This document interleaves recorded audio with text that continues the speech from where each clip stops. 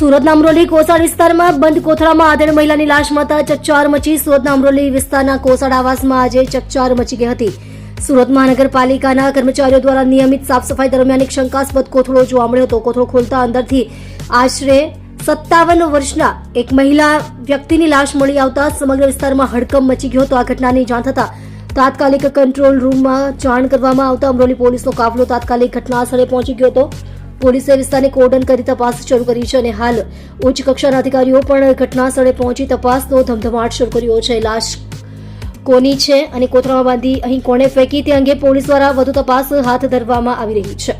આપ જોઈ રહ્યા છો ગુજરાતની સૌથી પહેલા ખબર આપતી Surat express news channel director Rajesh મંગલેની સાથે. અમરોલી પોલીસ સ્ટેશન વિસ્તારમાં આવેલ કોસાડ આવાસ ખાતે H2થી કોથળામાં બાંધેલી હાલતમાં એક મહિલાની લાશ હોવાની હકીકત મ્યુનિસિપલ કોર્પોરેશનના કર્મચારીઓ દ્વારા પોલીસ સ્ટેશનને કરવામાં આવેલ.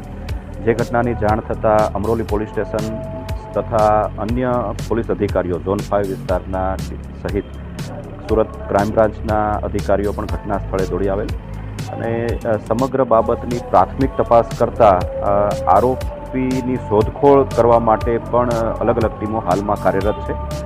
મૃતકની ઓળખ કરવામાં આવેલ છે. મૃતક 57 વર્ષની મહિલા છે અને કોસાડ આવાસમાં જ A2 બ્લોકમાં રહેતી હોવાની હકીકત જણાયેલ છે.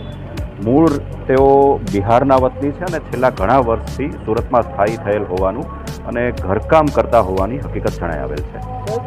જે લાશ મળ્યું તે કોથળામાં હતા ને હાથ પગ બાંધેલો હતો, તો કઈ બાજુ તપાસ?